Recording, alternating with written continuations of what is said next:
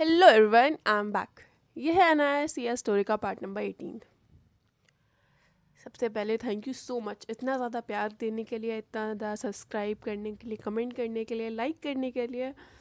Thank you so much.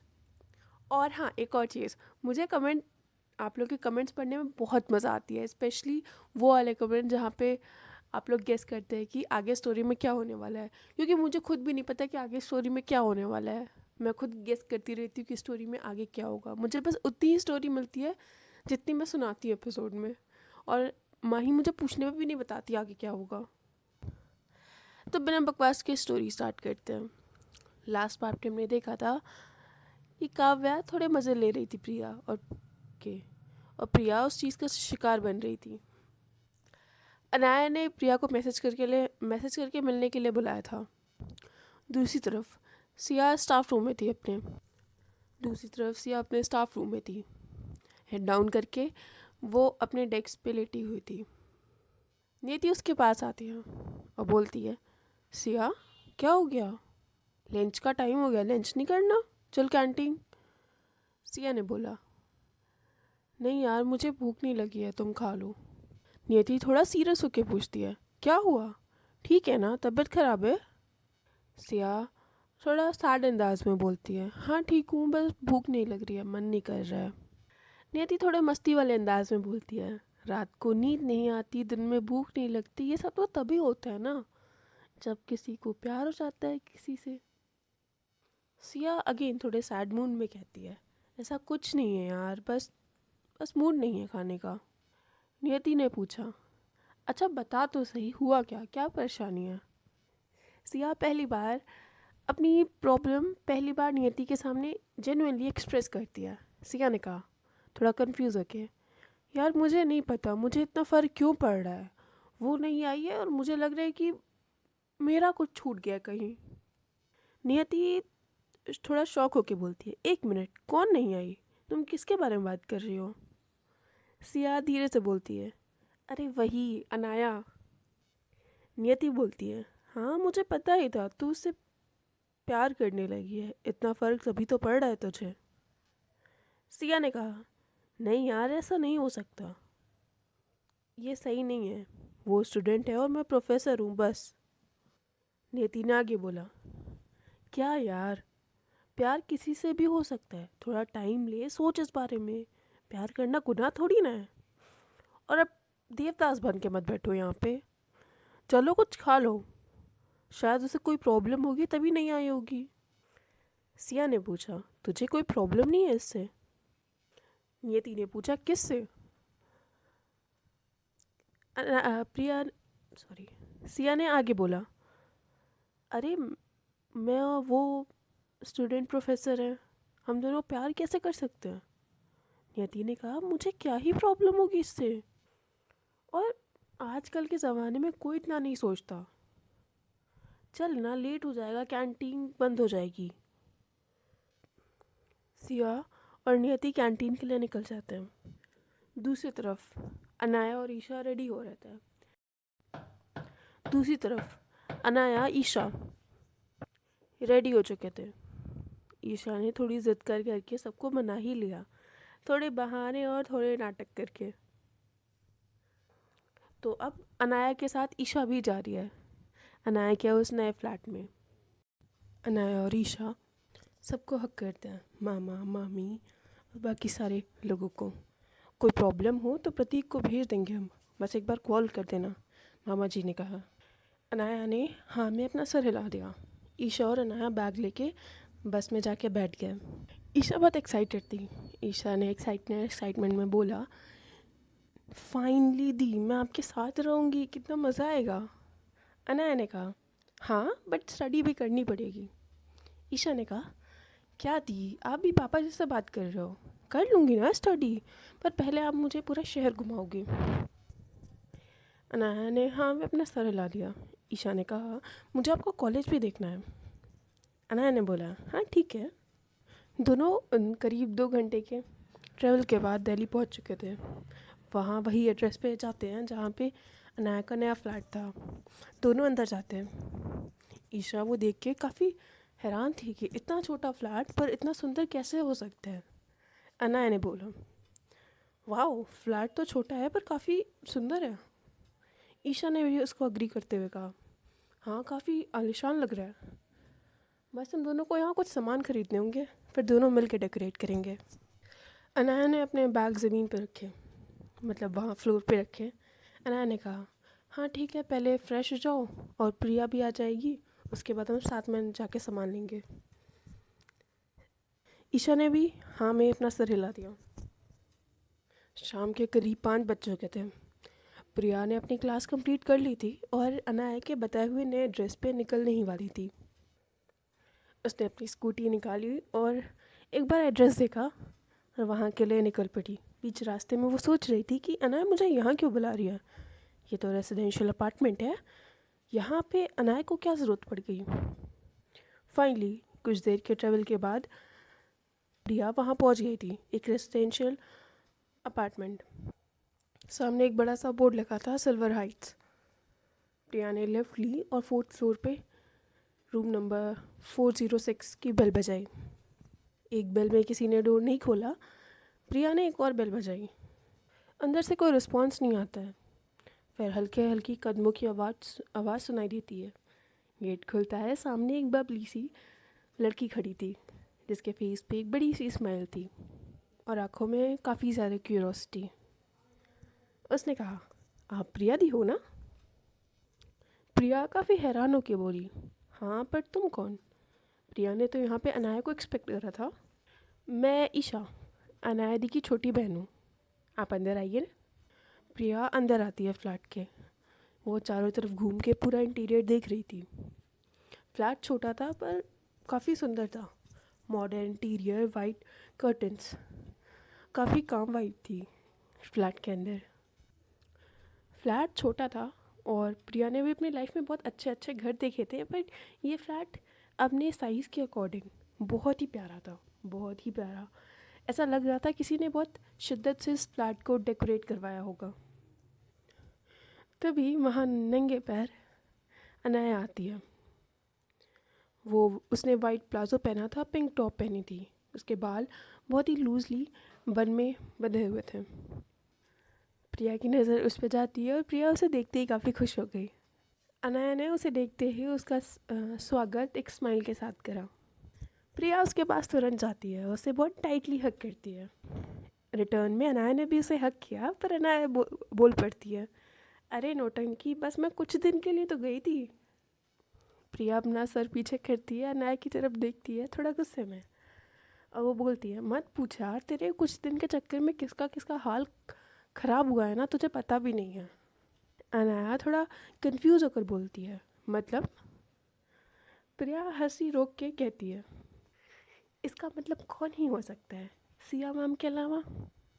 Anaya प्रिया के मुंह पे तुरंत हाथ रख देती है, चुप कर, ईशा यहीं पे है। प्रिया घबरा कर बोलती है, अरे सॉरी सॉरी। पर ईशा ने तो सब कुछ सुन लिया था। ईशा बोलती है, क्या हुआ दी, कौन है ये सिया? अनाया थोड़ा झुंझला कर बोलती है, कौन सिया? कोई सिया नहीं है, कौन सिया? प्रिया थोड़ा घबरा कर बोलती है, हाँ कोई सिया नहीं है, बस प्रिया है और वो मैं हूँ।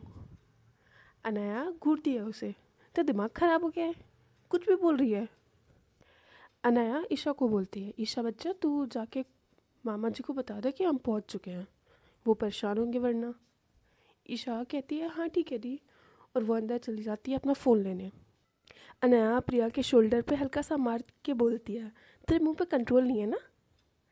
प्रिया बेचारा सा मुंह बना के कहती है, अरे यार वो तो खुशी खुशी में निकल गया ना, क्या करूँ मैं? अनाया ने कहा, अच्छा ये सब छोड़ो, मुझे तुम्हें एक इम्पॉर्टेंट बात बतानी है। प्रिया थोड़ा सीरियस हो जाती है और बोलती है, हाँ ठीक है बताओ। अनाया प्रिया को सोफे पे बैठाती है और ख़ुद भी वहाँ सामने बैठ के एक लंबी सांस लेती है, कुछ सेकंड का सस्पेंस बनाती है और फिर बोलना स्टार्ट करती है। उसने एक सांस में सब कुछ बता दिया, एक इंडस्ट्रीज़, नया फ्लैट, मम्मी पापा की प्रॉपर्टी और सब कुछ। प्रिया ये सब सुन के काफ़ी शॉक थी। कुछ सेकंड के लिए उसने रिप्लाई नहीं किया। फिर उसने कहा, ओ भाई साहब, तू AK इंडस्ट्रीज़ की ओनर है? ओ भाई, क्या मतलब? मुझे यकीन नहीं हो रहा है यार। अनाया एक लंबी सी सांस लेके बोलती है, सेम यार, मुझे भी नहीं हो रहा है यकीन। मुझे नहीं पता मैं इसे कैसे संभालूंगी। प्रिया अनाया का हाथ पकड़ के बोलती है, अरे यार तुम संभाल लोगी, और मुझे भरोसा है तुझ पे। पहले पार्टी चाहिए मुझे। भाई तू एक इंडस्ट्रीज़ की मालकिन है, ऐसे कंजूसी मत करना, ठीक है? पार्टी तो चाहिए मुझे। और पार्टी वाली बात ईशा ने भी सुन ली। तब ईशा अंदर आती है और कहती है, हाँ हाँ पार्टी करेंगे। वाओ दी, मुझे भी करनी है पार्टी। अनाया हंस के बोलती है, कोई पार्टी नहीं होगी, पहले सामान खरीदा जाएगा। प्रिया एक शिकायत भरे अंदाज में बोलती है, इसीलिए मुझे बुलाया है यहाँ पे, पहले मुझे कुछ खिला। मुझे भूख लग रही है, तुम्हारे चक्कर में डायरेक्ट कॉलेज से आई हूँ मैं। अनाया ने कहा, बक्कर, तुम्हें हमेशा खाने की पड़ी रहती है बस। अच्छा ठीक है, बाहर चलेंगे तो वहाँ खा लेंगे। तीनों लड़कियाँ रेडी होती हैं। प्रिया, अनाया, ईशा रेडी होती हैं। अनाया ने एक सॉफ्ट ब्लू कलर की कुर्ती पहनी थी, प्रिया ने जींस और एक लूज़ वाइट शर्ट, और ईशा ने एक वाइट फ्रॉक पहना हुआ था। दोनों वहाँ से कैब बुक करते हैं, कुछ दूर पे जाके एक फैमिली रेस्टोरेंट में एक कॉर्नर वाली सीट लेते हैं। अनाया ने मेन्यू देखा और उसने सबसे पहले बोल दिया, मैं बटर पनीर लूँगी, तुम लोग? ईशा ने कहा, मैं पास्ता लूँगी। प्रिया ने मस्ती में कहा, बस पास्ता? इतने में तो मेरा आधा पेट भी नहीं भरेगा। प्रिया ने कहा, मुझे पास्ता चाहिए, कोल्ड कॉफ़ी चाहिए और एक गार्लिक ब्रेड भी चाहिए। प्रिया ने आगे कहा, वैसे भी हमारे साथ एक इंडस्ट्रीज़ की ओनर आई है, तो इतना तो खर्च करवाना बनता है इनका। अनाया ने टांग खींचते हुए बोला, कॉलेज की कैंटीन में तो बस समोसे खाती हो, यहाँ आने के बाद इतना खाना है तुमको? प्रिया ने हंसते हुए कहा, मैडम, रेस्टोरेंट और क्या कॉलेज की कैंटीन में ना ज़मीन आसमान का फ़र्क होता है। और तब तू अनाया थी, अब तू एक के इंडस्ट्रीज़ की ओनर अनाया है, तो इसमें भी बहुत फ़र्क है। खाना आता है कुछ देर बाद, तीनों बहुत मज़े से खाना खाते हैं, हंसी मजाक करते हैं, सेल्फी लेते हैं और काफ़ी इन्जॉय करते हैं। ईशा ने कुछ देर बाद बोला, दी आपके फ्रेंड्स तो काफ़ी फ़नी हैं। प्रिया ने काफ़ी प्राउड लुक के साथ कहा, हाँ वो तो मैं हूँ। अना बोल पड़ती है, इसको फ़नी नहीं कहते बेटा, इसे ड्रामेबाज कहते हैं। खाने के बाद तीनों एक सुपरमार्केट जाते हैं और वहाँ से उन्हें काफ़ी सारे सामान लेने थे घर के लिए, जैसे किचन का सामान, दाल चावल सब्जियाँ स्पाइसेस और बहुत कुछ। और उन्हें घर के कुछ डेकोरेटिव आइटम्स भी लेने थे, जैसे कुशन्स, फ्लावर्स, फ़ोटो फ्रेम्स और काफ़ी कुछ। तीनों ने काफ़ी ज़्यादा शॉपिंग करी। तीनों थक के फ्लैट में आते हैं। प्रिया तो बस चेयर पे गिर जाती है। प्रिया ने कहा, यार मैं तो बहुत थक गई हूँ, बस मैं घर जा रही हूँ, मुझे सोना है। अनाया स्माइल करती है, बोलती है, ठीक है, कल कॉलेज में मिलते हैं हम लोग। ईशा प्रिया को हक करती है और कहती है, बाय दी, कल आप फिर से आना। ये लोग तो ऐसे हक कर रहे थे जैसे अनाया प्रिया की फ्रेंड नहीं है, ईशा है प्रिया की फ्रेंड। प्रिया मुस्कुराते हुए कहती है, ऑफ कोर्स बच्चा, मैं तुम्हारे लिए तो हर रोज़ आऊँगी। फिर प्रिया अपना बैग उठाती है और डोर तक जाती है। अनाया उसके साथ डोर तक गई थी। प्रिया ने काफ़ी सॉफ्टली बोला, तो काफ़ी स्ट्रांग है Anaya, proud of you. Anaya ने हल्की स्माइल के साथ कहा, जब तुम्हारे जैसे फ्रेंड हो तो स्ट्रेंथ मिल जाती है। प्रिया जैसे ही निकलती है, अनाया कुछ सेकंड गेट पे खड़ी रहती है, फिर वो गेट बंद कर देती है। और जैसे कि अनाया पीछे मुड़ के दिखती है, ईशा जो ऑलरेडी इतनी थक चुकी थी, अब वो एक सॉफ्ट सा ब्लैंकेट लेके सोफ़ा पे उसने नेटफ्लिक्स ऑन कर लिया था। नाइस। अनाया बोलती है, भाई फ्रेश हो जाओ फिर देखना नेटफ्लिक्स। ईशा बोलती है, ठीक है, पर मैं हॉरर देखूंगी।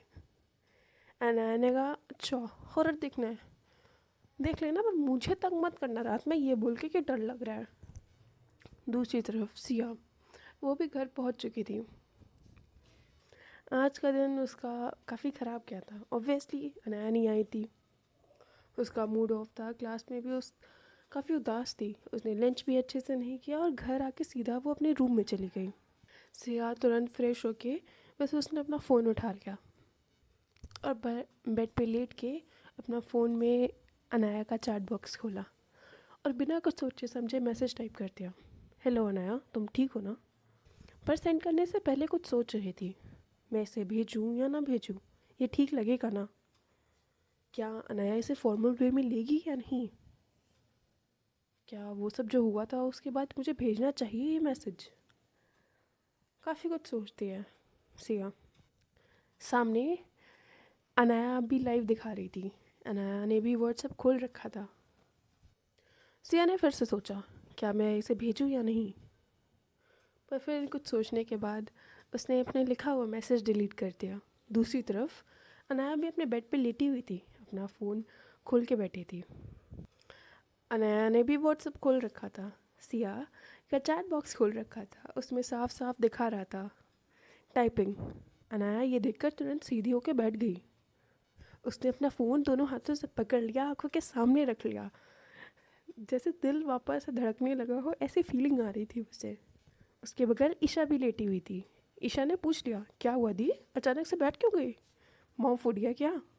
अनाया ने बात संभालते हुए बोला, कुछ नहीं, बस कॉलेज ग्रुप का एक मैसेज आया था। अनाया ने देखा कि सिया मैम की टाइपिंग रुक गई। कोई मैसेज नहीं आया। काफ़ी देर वेट किया पर कोई मैसेज नहीं आया। अनाया ने खुद से ही सोचा, क्या बात थी जो कहकर भी कह नहीं पाई? अनाया के दिमाग में काफ़ी सारी चीज़ें घूमने लगी थी।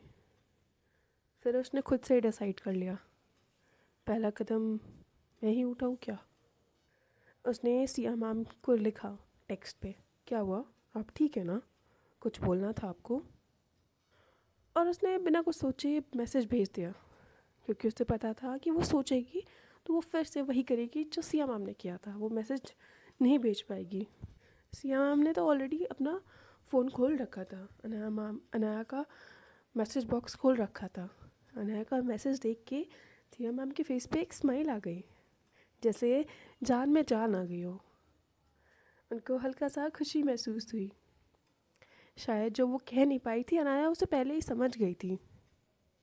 इस बार सिया मैम ने कुछ सोचा नहीं, बस सीधा लिख दिया, हाँ मैं ठीक हूँ, तुम ठीक हो?